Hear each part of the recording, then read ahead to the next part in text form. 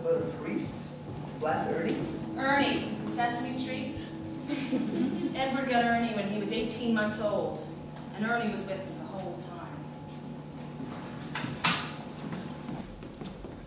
Ed gave us our nickname, myself and... Physio.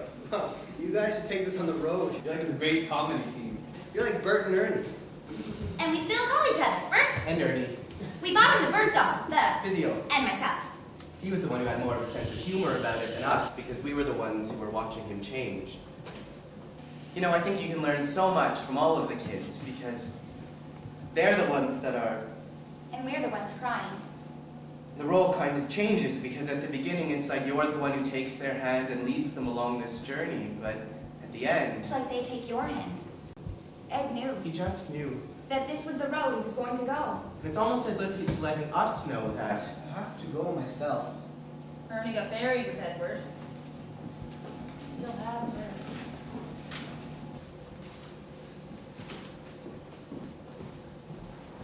Well, I feel like shit today. I slipped and fell last night and twisted my back, so that's sore. My skin is dry, so that's sore. My butt is still sore. Right now, I'm waiting up for a fart. Good luck to me. And let's hope and pray for this chemo and miracle to help. I'll stay up until physio and eat Fruit Loops. I'd figured out which way to arrange the pillows and to hold his leg to keep him comfortable. And it was the first time in my career that I'd been involved in that way, because the physio role is typically, let's get up, get exercises, get strength, get moving. With Ed, I kind of had to shift to providing more relief, rather than, I guess, rehab. It took us an hour and a half to get him from the bed to the toilet. I had the leg, and the nurse was helping. And he's crying, worried about my back because I had surgery years ago. And then all of a sudden, the nurse and I, we're all sitting there crying. Because here's Ed, worrying about his auntie.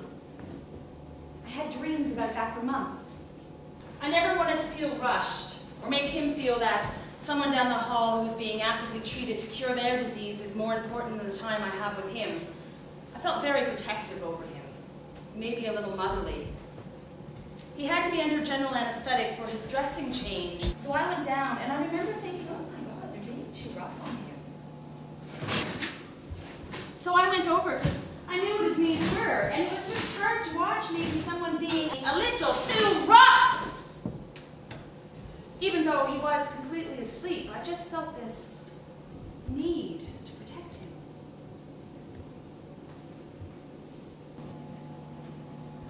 Did the dressing change today? They put a mask on me? All I can remember is spinning. I remember I said my finger would do all the talking. Man, I was out of it. Don't remember what my finger said either. Probably some interesting things.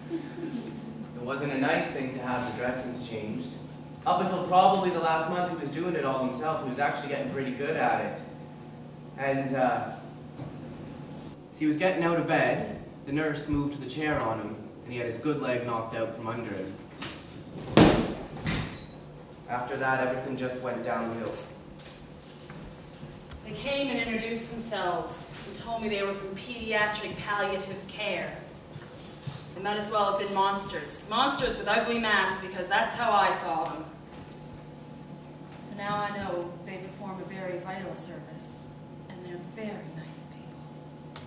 But at that time, it's like, no. My game of Warriors of Might and Magic is over. Can't pause a level without the game freezing, so I don't think I'll be able to go the whole way. And it's running really slow. I remember him expressing to me that he hated, but he was losing the battle. I think I'm at the point where I'm getting really depressed. It sucks. Not eating or drinking as much because of it. Really glad Ernie's here, just to hold on to. He's been a big help. Kind of like my girlfriend was. Although he doesn't argue or backtalk. His girlfriend there, it's almost like he pushed her away the last going off, because I know he thought the world of her. I just kind of want to sleep all the time, and when people come and visit, I just get irritated easier. I want them to leave sooner. I don't want to say that he was mean, was. I was like, I'm trying to love you and you want me to leave.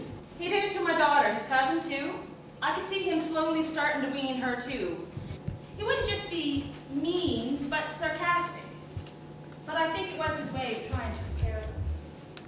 The last going off, he was kind of closed off from all of his friends, except for his mom and his sister and his dad. I would call him up and he would still joke around. He was still Ed. We'd call and he'd be like, Oh, I gotta go. Having a bad hair day. I suppose we try not to get too involved either. I mean, he's dying.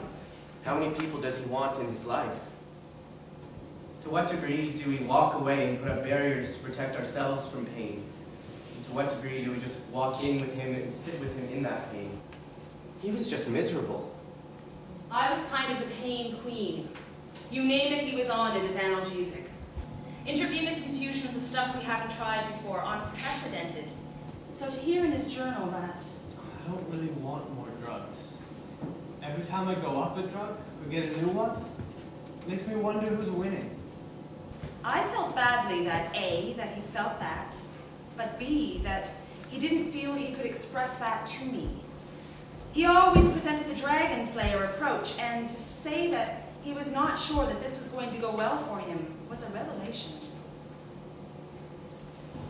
I always had this sense that he was just craving some kind of humane, human touch. I wanted to offer him something non-threatening for a 16-year-old. Would you like your arms massaged because I know your leg is bugging you, or would you like your head rubbed? In the future, I would ask people about that. I never really believed that he gave up. The disease never broke him. He may have changed because of it, but he never really gave up hope. He may have said, I'm going to die because of this, but it was never a depressing, I'm going to die. It was more, I'm going to die. I have something to do. When he said, No more. I don't think he was giving up. I think he just realized that it was time to go on to the next step. they had him in that drug-induced coma. I would talk to him, but he wasn't Ed, eh? Though he was on a lot of medication. So to let him know what a great kid we all thought he was, even though he pulled a moon on a school bus. He always found the good in everybody. That night, I just kind of had a feeling that we were getting close to the end. What a teenager goes through is different. With younger children, end of life tends to be more focused on the family. They're the ones that are losing someone. Younger children don't have the bigger picture. But with Ed, he knows that life for him is going to be cut short. It was the first time I had seen how much his body was all contorted from that tumor. I would never say anything to him about that. I think he accepted it before I did. I remember him telling my sister.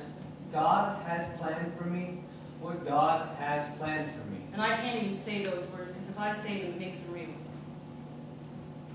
I heard the priest was supposed to come visit. I wouldn't really mind if I knew him or had something to talk with him about, but I don't. He just seems like one of those people that has to visit you because you're sick. I don't believe in all this Catholic stuff, and I feel like beliefs are being imposed on me. Ed really was struggling to articulate his own beliefs. There was a real sense of, well, I don't know. I know I have ideas. where do you think you're going to be going? Probably, well, heaven, I hope. And what do you think it's going to be like? I don't know, but I hope it's better than here. You can have a sense of humor while you're dying. There was also hope, a real belief that he, We'll see people again. and that he, We'll be waiting for them. About 2 weeks after Edward passed away, I'm at the grocery store, and the checkout fellow was a man I happened to go to school with. Hi, how are you? Are you married? You got kids? There's a billion responses going through my head. Half in tears. I'm thinking, you're not ready for my answer. I'm not ready to say it. So it's like, I have a daughter. Left. Tears. Sorry, Ed. I had my nursing ring on that day, and everything happened that morning. I looked looked down at my ring and a piece had fallen out. A stone. And I'll always keep that ring. And I'll never get it fixed. Because to me, it's a little reminder of that day. I like that it's gone. I like that flaw. People rise above the crowd in tragedy. It kind of lifts the rest of us up, right? I got Ernie tattooed where I did so that I could always see him when I would lay in bed and say, I just can't do it today. But you have to do it. Ed can't do it. You have to do it for Ed. I tend not to wrestle with the gods. I don't try and make sense of what happens to people. But Ed's cancer, not Ed, Ed's cancer, made me feel like this profound sense of injustice. Like this just ain't fair. I went to a retreat, nearly drowned from crying. It was only after that that I started to feel hopeful and re-engaged both in work and in life. I don't take care. I'm not going to be a good caregiver. I don't remember him as how I see him. I remember him as my heart remembers him. I know everyone here is doing everything they can, and all my family are rooting for me. And for the first time, I feel safe. And I do believe that there is a God and that He is watching over me and protecting me. I just feel safe. I don't know if it was reading the Bible that made me aware of this, or if it was just time. But I'm going to try to treat everyone better, and not to be so quick. And when I am, I try to apologize for it. Just try to be a better person and treat people the way they treat me. Or the way I wish they treated me. I remember dreaming about Ed after he died.